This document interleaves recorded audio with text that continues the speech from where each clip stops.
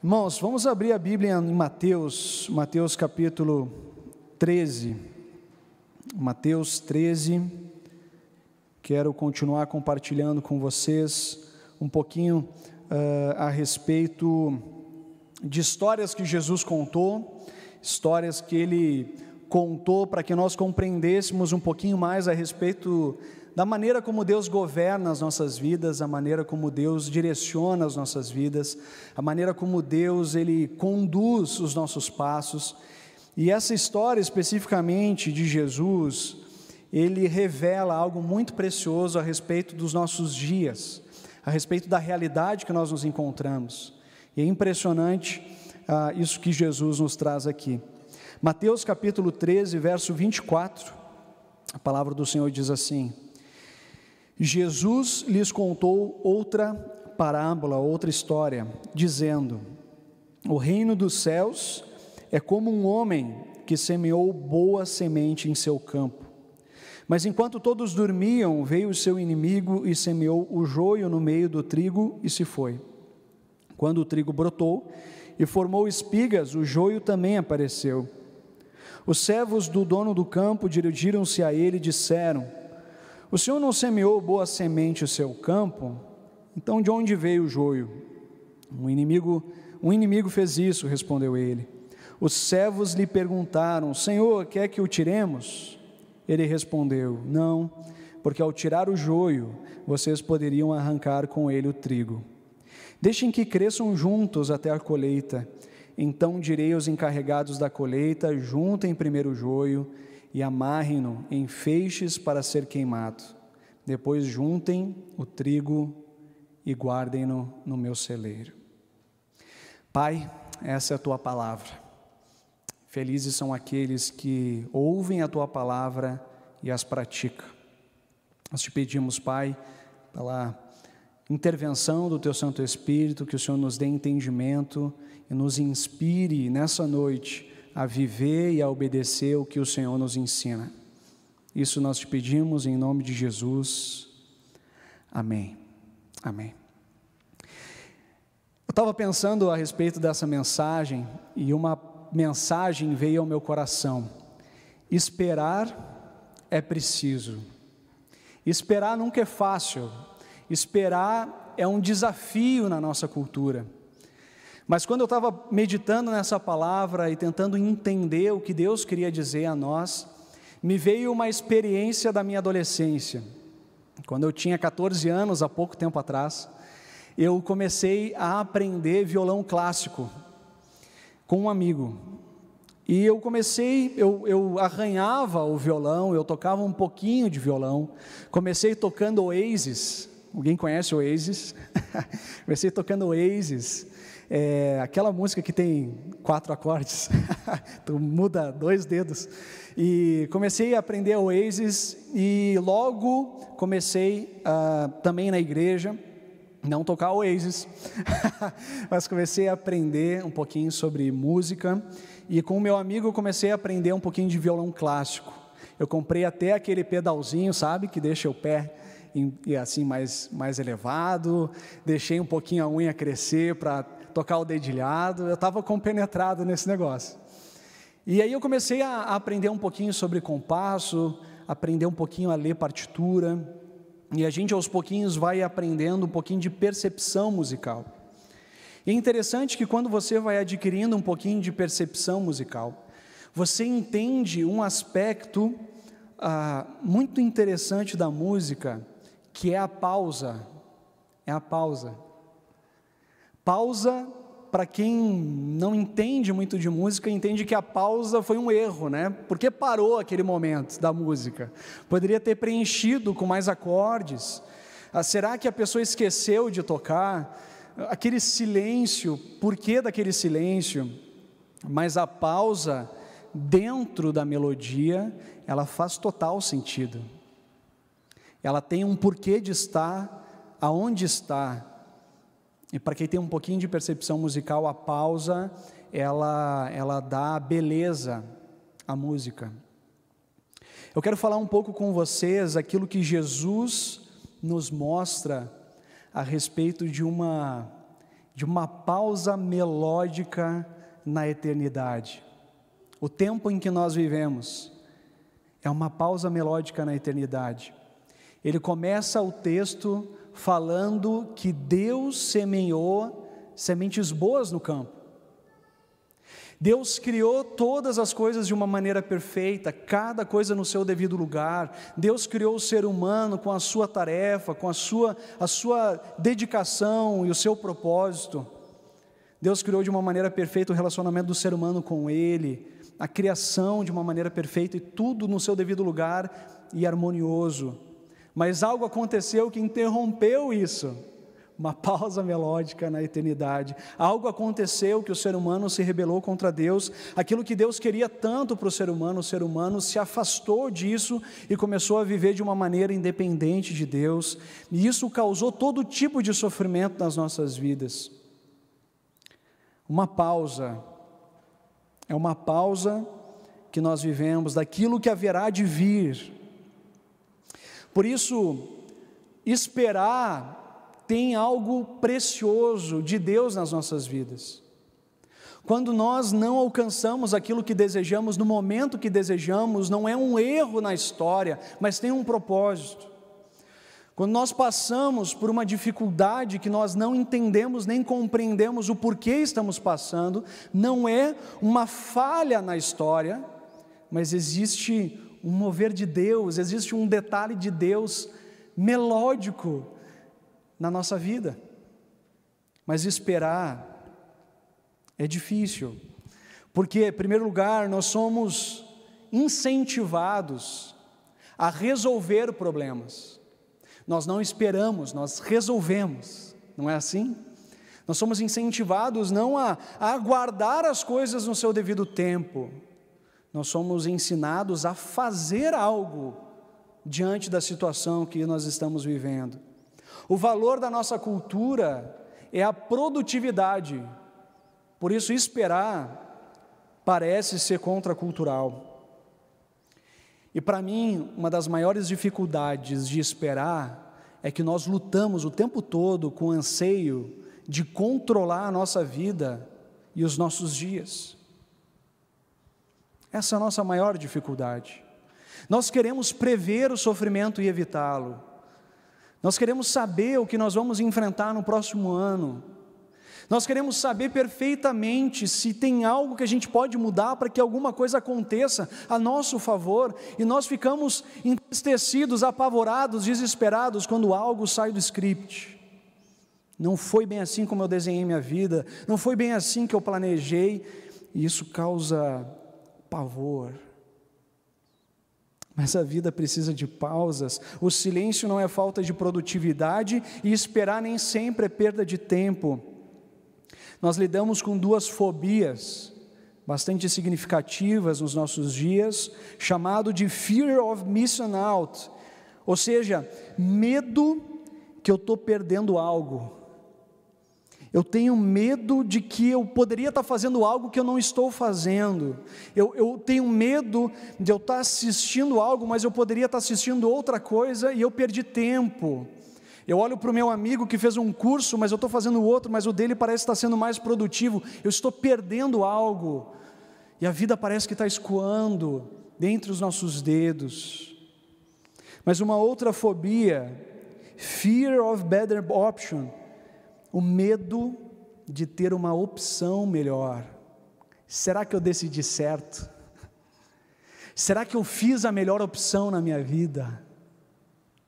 Será que eu estou na profissão certa? Será que eu casei com a pessoa certa? Será que era hora de ter filhos? Será que eu devia ter mudado de cidade? Será que eu mudei de casa no momento certo? Será que eu entendi a minha vocação no momento adequado?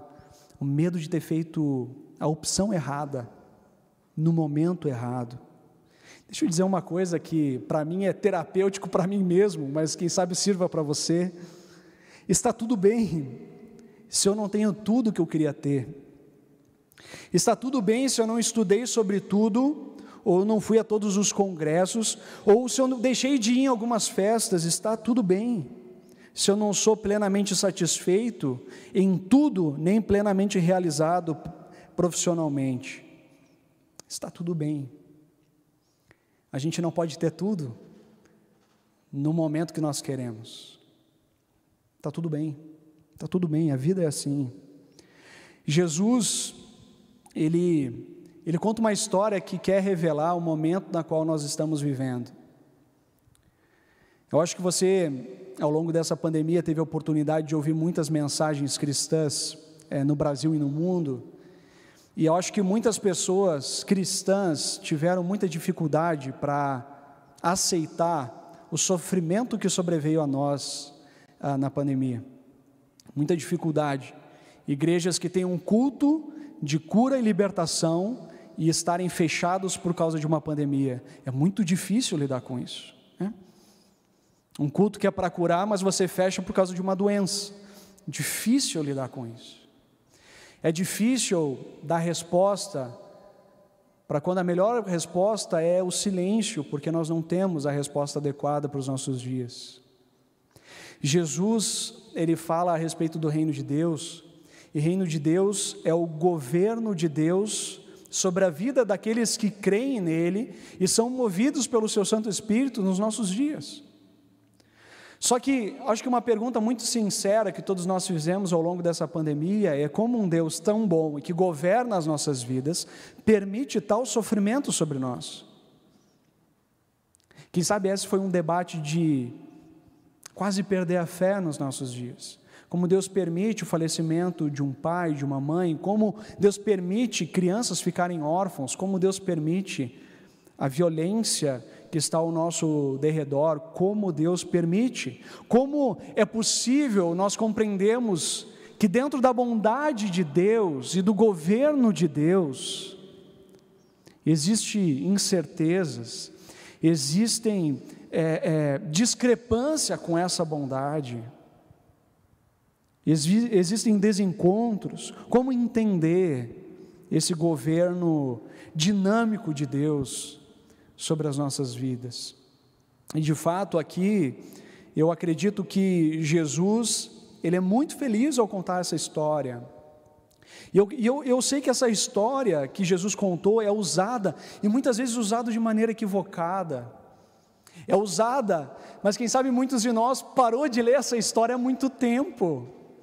E tem usado dessa história de uma maneira equivocada, nos diferentes situações da vida. Jesus, ele está falando da nossa realidade, desse entretempos, entre o reino inaugurado na pessoa de Jesus, mas ele não completamente. Jesus ainda vai voltar e vai restaurar a face dessa terra, e a última página da Bíblia diz que haverá novos céus e nova terra, feitas por Deus de uma maneira plena, suficiente e completa, definitiva. Mas nós ainda não chegamos lá, nós vivemos nesse intermeio, nós vivemos nesse espaço de tempo, aonde o reino já chegou na pessoa de Jesus, a bondade, a graça foi estendida até nós, a possibilidade de uma nova vida, a possibilidade de perdão, a possibilidade de restauração, mas ainda assim existem incertezas, ainda assim existe sofrimento, ainda assim existem desencontros.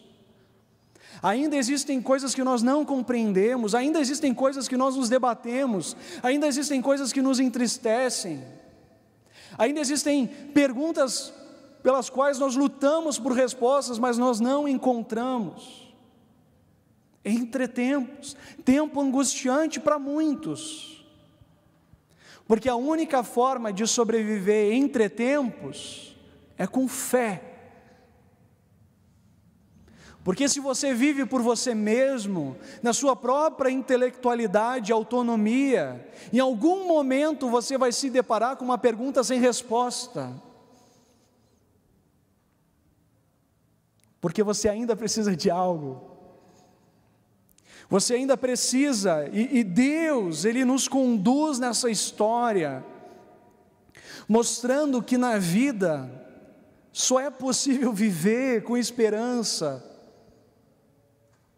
se nós nos colocarmos nessa pausa, dentro de uma melodia maior, se nós entendemos a nossa história dentro da história de Deus, se nós entendemos os nossos dilemas dentro da história bíblica que Deus conta a respeito da história da humanidade, percebendo que o nosso coração é tão ansioso, tão angustiado, com tanta expectativa a respeito da vida, porque Deus nos fez dessa forma.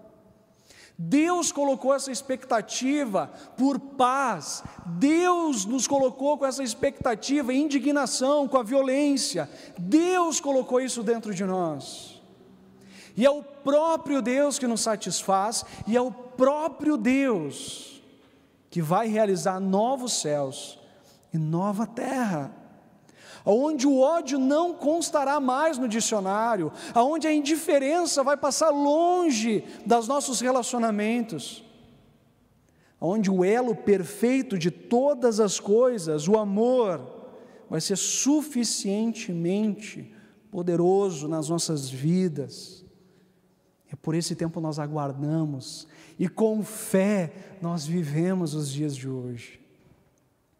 E é por isso que Jesus usa essa narrativa do campo para mostrar algumas verdades, e a essas verdades eu quero compartilhar com vocês o que aprendemos sobre o reino de Deus com essa história de Jesus. A gente vive nessa tensão do que Deus já começou, mas ainda não completou. Nós já conseguimos vislumbrar a vontade de Deus, mas não a vivemos plenamente. Quando alguém estende a mão para você, no momento de sofrimento, o reino chegou a você, mas não plenamente. Quando você recebe uma boa palavra, o reino chegou até você, mas ainda não plenamente. Quando você é aceito sem fazer nada, o reino chegou até você, mas não plenamente. Quando vencemos a indiferença dos nossos dias, e o amor começa a permear os nossos relacionamentos, não um amor interesseiro, mas um amor capaz de amar o diferente, andar com aquele que tem uma opinião totalmente adversa à nossa, o reino chegou até nós. Quando vencemos a ganância dos nossos dias e compartilhamos das dádivas que Deus tem nos dado, o reino chegou até nós. Mas as incertezas, o sofrimento, a violência, a ganância, a ambição egoísta nos mostra que ele não chegou ainda completamente. E aqui paira essa tensão. Eugene Peterson, ele cita Paul Tournier num livro chamado Existe um Lugar para Você, e ele coloca uma imagem muito interessante.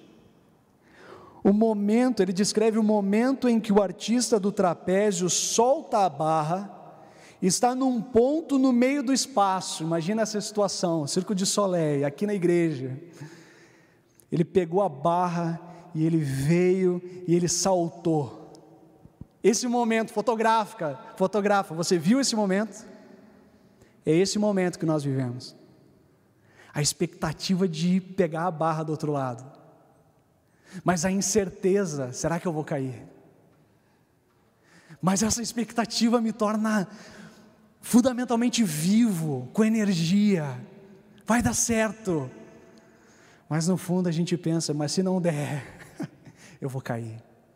Esse intermeio de excitamento, mas de incerteza que nós vivemos. Jesus, nesse contexto do reino de Deus, ele ensina essa história de uma maneira muito simples, e a primeira lição que eu tiro dessa parábola é que Jesus fala da nossa realidade. E eu falei para você que esse campo que Deus semeou é o mundo, é a criação, esse campo é o lugar onde nós vivemos, mas foi o lugar onde Deus criou de uma maneira perfeita, e é por isso que os anjos do Senhor, eles ficam assim, tá, mas da onde veio o joio? E daí ele diz, puxa, foi o inimigo que plantou, O pecado que entrou na história, que corrompeu as nossas relações, distorceu a nossa identidade, destruiu a nossa autoestima, distorceu a imagem que temos a respeito de Deus. Foi isso, é o campo. Mas o campo é ruim, Bruno? Não, o campo não é ruim, o campo é bom, o campo Deus criou. Existem pessoas boas no mundo, existe, Deus colocou elas no mundo. Pessoas que outrora viviam para si mesmas, Jesus resgatou delas mesmas, para viver o seu reino nessa terra. E essas pessoas boas são os filhos do reino, são um trigo que foi semeado, e existem sinais do reino, valores do reino sendo experimentados, no contexto da igreja, fora da igreja, no trabalho, por onde nós passamos, existe bondade, existe graça, existe vida, existe beleza na arte, existe beleza na música, existe um mundo belo. Quando você vai no Jardim Botânico em Curitiba, você percebe a interação maravilhosa do lugar onde Deus colocou o ser humano para servir, cuidando do jardim que é de Deus, e você percebe que existe sim uma interação harmoniosa, uma interação bonita. Mas é verdade também que nesse campo, nesse mundo que Deus criou de uma maneira perfeita, foi semeado também joio. E por isso não existe só pessoas más, mas existe também maldade no mundo. Existem coisas que nós não conseguimos entender, por que pessoas bem intencionadas têm que se machucar tanto? Por que famílias rompem? Por que pais prejudicam seus filhos que se dedicam tanto a amá-los? Por que maridos têm a capacidade de bater nas suas esposas e falar que é por amor? Coisas que nós não entendemos. O amor que esse mundo vive, nós não entendemos. O ódio que permeia o coração do ser humano, capaz de maltratar o diferente, que tem uma filosofia de vida diferente, que pensa diferente de nós. É capaz de dar um soco em alguém que você discorda. Uma vez um amigo meu experimentou algo totalmente insano, que eu parei para pensar, puxa vida, isso não faz sentido algum. Ele estava com a camiseta do Grêmio lá em Porto Alegre, e ele estava andando de bicicleta na direção do Estádio Olímpico, e ele morava na zona sul de Porto Alegre, e ele precisava passar pelo Beira-Rio para chegar até o Olímpico. E ele estava andando de bicicleta, escutando uma música, indo para o jogo do Grêmio, e um rapaz dos seus 40, 50 anos, colorado, na frente do Beira-Rio, dá um soco no meu amigo. Mas que coisa insana. Eu parei assim, não. Imagina agora esses dois num jantar, porque as famílias se conhecem. Por que você deu um soco no sujeito? Porque ele estava com a camiseta do outro time. Isso não tem lógica, isso é insano. A gente vive num mundo que, no mínimo, se desencontrou com ele mesmo. É insano que uma camiseta é capaz de mudar a cabeça de alguém. Por isso, o que Jesus ensina nessa história é que nós vamos conviver com pessoas más e vamos conviver com pessoas boas. Essa é a nossa realidade, e vai ser assim até o momento em que Jesus voltar.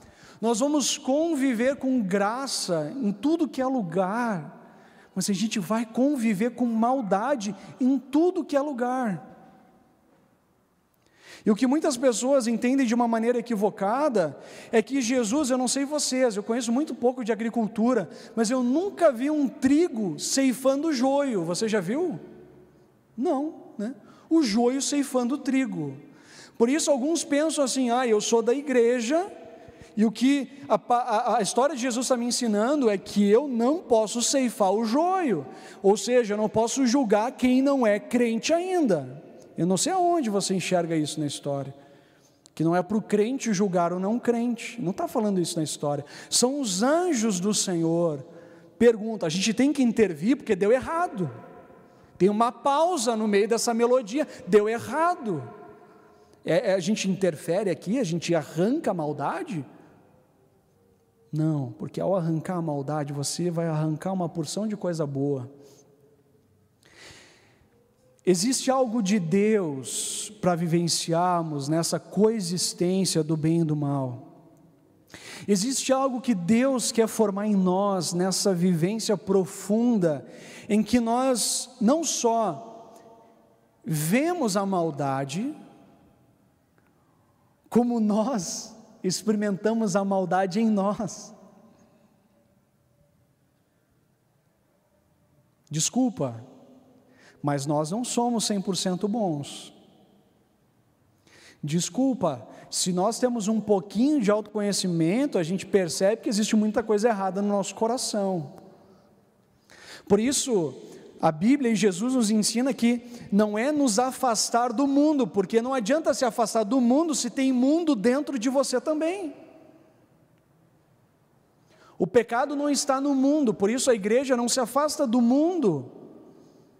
Porque ao se afastar do mundo, o mundo está dentro de você também, a maldade está dentro de você também, a ganância está dentro de você também, a indiferença está dentro de você também, está dentro de mim.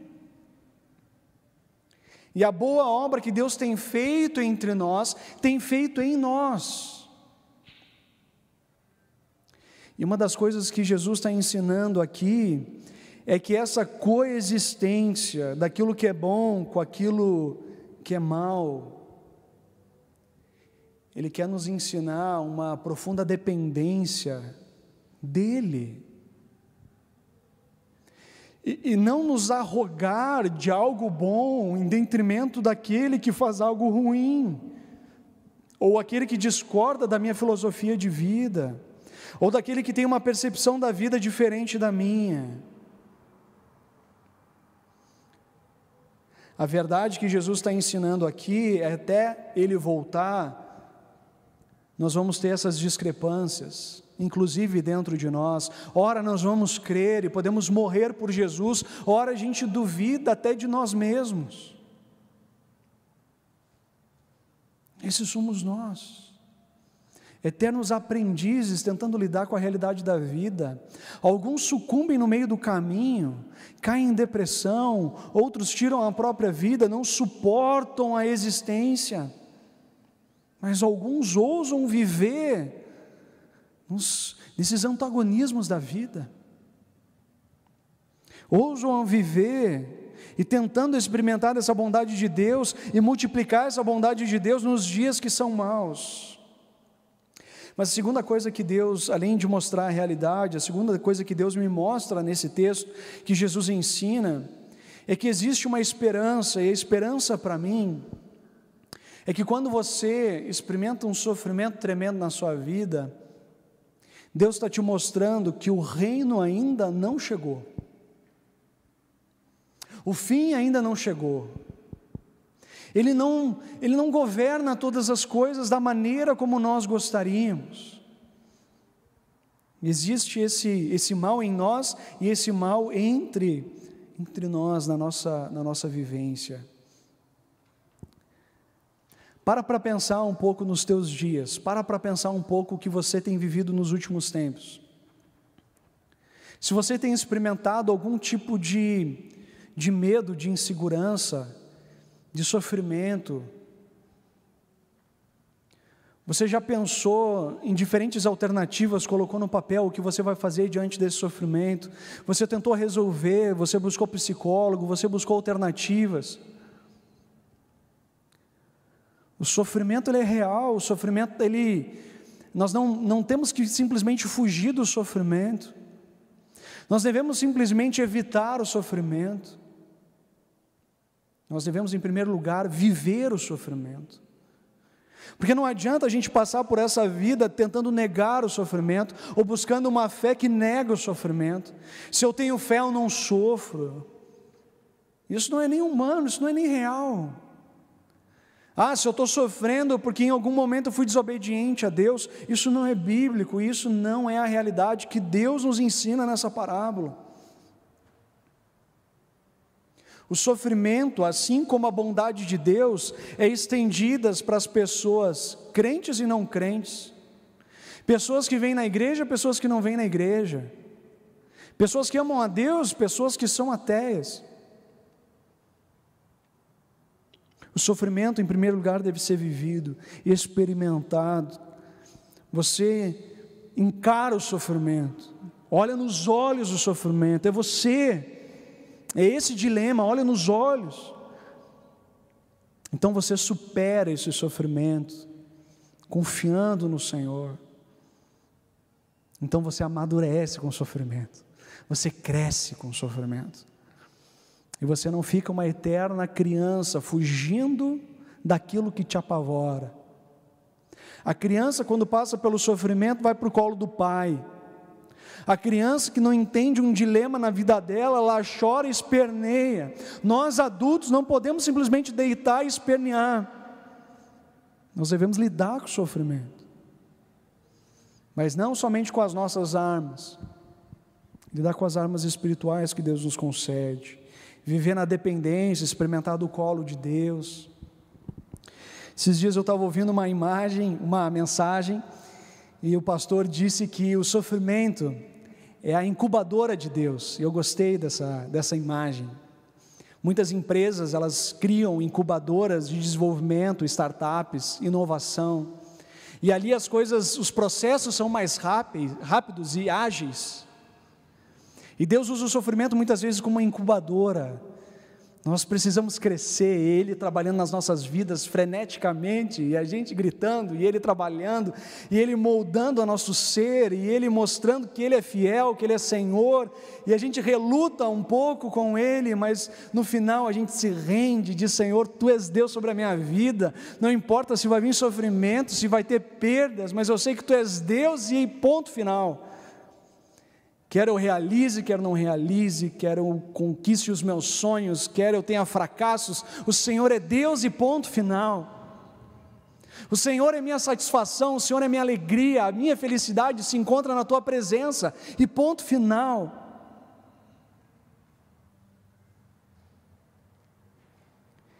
Nesse interlúdio pode ter pausas, silêncios aparentes de Deus, mas que são uma grande incubadora de Deus, Ele transformando a nossa vida, moldando o nosso caráter, realinhando o nosso coração ao coração dEle. E é no momento do sofrimento que a gente se ajoelha na presença dEle e clama como nunca clamou. E a oração, muito mais do que mudar o coração de Deus a nosso favor, a oração é uma rendição, é uma forma da gente dizer: Deus, ok, eu tentei do meu jeito, não deu certo, mas agora eu estou te pedindo, ó Pai, eu quero realinhar o meu coração ao Teu, eu quero aprender do Teu caráter, da Tua bondade, da Tua graça, eu quero viver a partir do Teu amor. Deus, eu já tentei vingança, mas eu quero viver pelo Teu perdão. Deus, eu já tentei tanta coisa, eu gritei, esperneei, xinguei, mas Deus, eu quero ir pelo caminho da mansidão, eu quero ir pelo caminho estreito, mas Deus, eu não sei caminhar por esse caminho estreito, por isso me toma pela mão, me carrega, muda a minha vida e a minha história. Primeira coisa que Ele nos mostra é a realidade que nós vivemos em 30 tempos. Deus governa, mas o seu governo não veio plenamente. A gente convive com a maldade no mundo e o mundo dentro de nós. Mas também a gente tem esperança. Se algo nos aflige, é porque ainda não chegou ao fim. Deus ainda está fazendo a sua obra, e lembre disso. Antes dele fazer algo através de você, Ele está fazendo algo em você.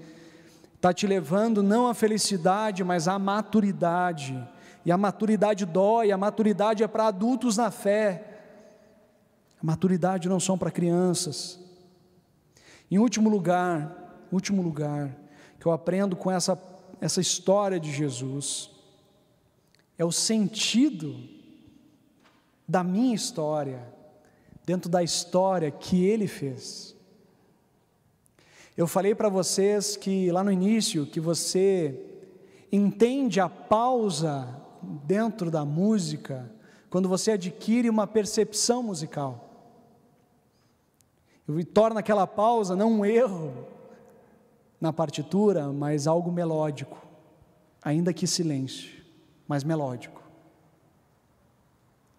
Quando você crê no Senhor Jesus, reconhece que Ele é Senhor, e você recebe como verdade a história que a Bíblia conta, que Ele criou todas as coisas de uma maneira perfeita, algo interrompeu essa história, que é o pecado, e nós nos desconectamos com essa comunhão com Deus, e nós vivemos desencontros na nossa história, até que Jesus vem, nos redime, nos perdoa, e a gente de novo se conecta a esse amor perfeito, esse amor que nos aceita mesmo sem a gente merecer. A gente entende que não importa tudo que a gente vai viver nessa vida, seja coisas boas ou ruins, nada se compara ao que está por vir. Nada. Tudo que está por vir é infinitamente melhor. Não existe prazer que a gente tenha vivenciado nessa vida que não vai ser infinitamente maior. Não existe nenhum momento de felicidade, de sorriso, de alegria, de conquista que se compare com aquilo que Deus tem preparado para aqueles que o amam. Nada se compara. E quando você vive essa pausa na sua história, Ele está lembrando para você que a história não acabou, a história está nas suas mãos, e Ele vai completar essa história, e Jesus vai vir em glória, vai vir com trombetas, e todo joelho vai se curvar, e toda língua vai confessar que Ele é Senhor e único Salvador. Pensa isso.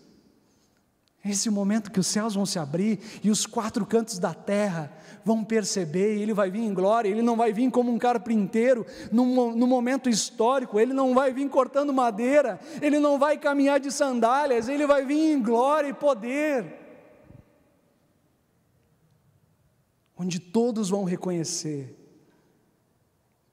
e aonde Ele vai definitivamente restaurar todas as coisas, aonde as lágrimas vão ser secadas, aonde o coração ferido vai ser curado, aonde as rupturas vão ser reconectadas, e aonde finalmente seremos um no Senhor, aonde que a única coisa que vai importar é contemplarmos a sua glória. E nós como igreja, nós ensaiamos isso entre nós, contemplamos a sua glória, vivemos como loucos nesse mundo, acreditando que o melhor caminho é a graça, e não o mérito. Nós ousamos perdoar aquele que nos feriu, nós ousamos a caminhar com aquele que é diferente da gente, a amar aquele que não concorda conosco. Nós aprendemos a ser comunidade, um ensaio do reino entre nós, até que Ele venha. 2 Coríntios 4, 16 e 18, Paulo diz assim: por isso não desanimamos, palavra do Senhor para nós, embora exteriormente estejamos a desgastar-nos, interiormente estamos sendo renovados dia após dia, pois os nossos sofrimentos leves e momentâneos, porque sempre quando eu falo isso para minha filha, a minha filha fala assim: pai, isso é muito grande. Eu sempre falo para ela: filha, isso é grande dependendo com o que você compara. Você só pode dizer que uma coisa é grande se você vê algo imensamente maior. Ela fala: pai, você é muito grande. Eu digo: olha, comparado a você eu sou grande, mas comparado a outros eu sou pequeno. Por isso, quando ele fala sofrimentos leves e momentâneos, ele não está falando que o nosso sofrimento não é real, ele não está desdenhando a nossa depressão, ele não está de descrédito à nossa ansiedade, o nosso pânico, o nosso medo. Ele está falando que é leve e momentâneo quando nós contemplamos a glória eterna. Sofrimentos leves e momentâneos estão produzindo para nós uma glória eterna que pesa mais do que todos eles. O culto é esse ensaio de olharmos para a glória de Deus. O nosso devocional diário é um ensaio para nós olharmos para a glória de Deus. Leves e momentâneos são os sofrimentos que nós vivemos, comparado à glória de Deus, à bondade de Deus e à sua presença. E ele continua: assim, fixamos os olhos não naquilo que se vê, mas no que não se vê, Pois o que se vê é transitório, mas o que não se vê é eterno. Ele está falando aqui da percepção espiritual. Quando você crê no Senhor Jesus, você não fixa os olhos só nas coisas que são aparentes. Você reconhece o governo de Deus e você sabe que Ele está no controle. E eu quero terminar, querido, trazendo uma distinção importante que o pastor Carlito Paz faz sobre a fé triunfante e a fé triunfalista. E o pastor Carlito Paz, ele diz com muita propriedade, ele diz: nós como cristãos, nós não devemos viver a nossa vida como pobres, coitados, vivendo sofrimento. Puxa vida, já que eu tenho esse sofrimento, coitado de mim, lambendo as feridas. Você já viu o cristão que quase entende o sofrimento como uma glória de Deus? É isso aí, venha mais sofrimento, uhul, né? Não, tampouco devemos ter uma fé triunfalista, que é essa fé que entende que não há sofrimento para aquele que crê, tudo posso naquele que me fortalece. Esquece de ler só o enredo dessa palavra, onde Paulo diz: eu sei o que é viver com pouco, eu sei o que é viver com muito, tudo posso naquele que fortalece. Ou seja, Deus é a minha força quando eu não tenho nada, Deus é a minha força também quando eu tenho tudo, porque a minha fé, a minha confiança não está naquilo que eu tenho ou deixo de ter. Minha confiança está naquele que é o Senhor da história, aquele que tem a palavra do início e a palavra do fim, é aquele que governa. Então, ele diz: nessa pausa melódica da eternidade, devemos ter uma fé triunfante, e não uma fé triunfalista, pois uma fé triunfalista tenta negar o sofrimento, como se o reino de Deus já estivesse plenamente entre nós. Já a fé triunfante é capaz de amadurecer com o sofrimento, sem nunca perder a esperança inaugurada em Jesus, de novo céu e nova terra. Nesta pausa melódica da eternidade, não podemos deixar o sofrimento nos parar ou paralisar. O sofrimento deve ser vivido e superado. Aqueles que ousam duelar com a dor receberão o prêmio da maturidade. Receberão o prêmio da maturidade. Que nessa pausa melódica da eternidade, que se chama hoje, você entenda que o silêncio, ou o sofrimento, ou os desencontros da vida, não é um erro, não foi um rabisco de Deus na história, mas quando você entende que um Deus que governa, Ele é o alfa, o início, Ele é o ômega, Ele é o fim, Ele continua governando sobre as nossas vidas, e Ele vai vir e restaurar todas as coisas. Por isso nós queremos clamar agora com essa canção: vem, Senhor Jesus, vem, Senhor Jesus, porque diante das dificuldades da vida, diante dessas pausas e desses silêncios, deve ecoar no nosso coração um clamor: vem, Senhor Jesus, restaure a face dessa terra. Vem, Senhor Jesus, e traz cura aos feridos e quebrantados de coração. Vem, Senhor Jesus, com teu perdão. Vem, Senhor Jesus, com a tua graça. Vem, Senhor Jesus, com reconciliação. Vem, Senhor Jesus, com o teu amor inigualável, perfeito, inesgotável, imutável. Vem, Senhor Jesus, com o teu governo. Começa em nós com essa ousadia de vivermos a partir da graça, em dias que são maus. Mas vem, Senhor Jesus, com sinais do teu reino.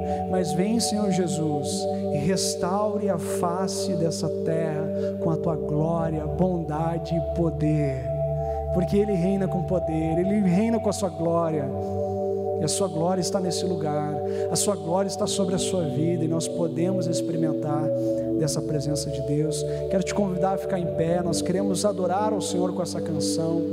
Você que tem sede, se achegue ao trono da graça de Deus. O dia que Deus fez é hoje, e Ele quer que nós celebremos, experimentemos da sua bondade e graça. Através dessa canção, nós vamos levantar as ofertas desse culto como resposta à palavra que nos foi depositada, como resposta a essa graça de Deus e do seu amor. Nós o adoramos também com ofertas. As ofertas desse culto vão para a Secretaria de Missões, para apoiar projetos missionários e missionários no Brasil e ao redor do mundo, que nós apoiamos como igreja. Faça isso com alegria, faça isso com adoração, clamando: vem, Senhor Jesus, e coloque em mim a generosidade do teu reino. Vem, Senhor Jesus. Os sinais do teu reino vão se multiplicando aqui em Curitiba, ao redor de Curitiba, no Brasil e no mundo, através dos frutos do reino entre nós como igreja. Que Deus conceda essa graça a nós. Feche os seus olhos. Vem, Senhor Jesus. Essa é a nossa oração, esse é o nosso desejo. Senhor, nós nos achegamos a Ti com o nosso coração alegre, porque nós sabemos que os sofrimentos que temos nessa vida são leves e momentâneos, se comparado com a glória que há de vir. Senhor, Tu nos faz experimentar isso pela Tua bondade, através da vida do irmão. Você nos faz experimentar isso através da generosidade do outro nas nossas vidas. Senhor, Tu nos faz experimentar isso no contexto da comunhão, onde nós somos abraçados e aceitos. Quando nosso coração só há tristeza, desespero, então recebemos uma palavra de novo ânimo, uma palavra de esperança. Então a nossa vida torna a ter cor, os nossos dias passam a contemplar um futuro na Tua presença, não sem dificuldade, não sem dor, mas todas as coisas cooperam para o bem daqueles que Te amam, e dia após dia nós vamos experimentando essa boa obra que o Senhor começou em nós, em Cristo Jesus. Complete essa obra em nós, Senhor, ainda que doa. Livra-nos de nós mesmos, livra-nos do pecado que nos envolve, que haja só em nós o sentimento que houve em Cristo Jesus, de esvaziar a nós mesmos para servirmos o outro em amor. Livra-nos de nós mesmos, livra-nos do pecado, livra-nos das iniciativas de Satanás sobre a nossa vida, colocando ilusões, sonhos errados, colocando esse desejo destrutivo de fazermos todas as coisas cooperar para a nossa realização pessoal, destruirmos o nosso casamento em prol da minha felicidade egoísta, criar os filhos para o meu bem-estar. Livra-nos, Senhor, dessas artimanhas de Satanás que destroem o nosso coração e que afasta a nossa alma do Senhor e que faz nascer mais mundo dentro de nós, mais desejo pelo prazer, mais desejo de ambição egoísta, mais desejo por dinheiro, mais desejo de ser o melhor, de ser o maior, mais desejo de ser mais nós mesmos. Senhor, sinto no meu coração de orar por aquelas pessoas que estão sentindo essa pressão da vida, de ter tudo e realizar tudo. Sinto, Deus, que Tu queres falar para elas: está tudo bem, está tudo bem, seja contente com o que você conquistou até aqui, seja contente com o que já conquistou até aqui, porque é dádiva do Senhor, é bondade do Senhor, é muito mais do que nós merecemos. Deus está colocando no teu coração agora gratidão, está vindo na sua memória, no seu coração, tantas coisas boas, de tal forma que os sofrimentos estão se tornando gradativamente leves e momentâneos, diante da graça e bondade de Deus inesgotável. Ah, Senhor, nós clamamos nessa noite a uma só voz: vem, Senhor Jesus, vem, Senhor Jesus.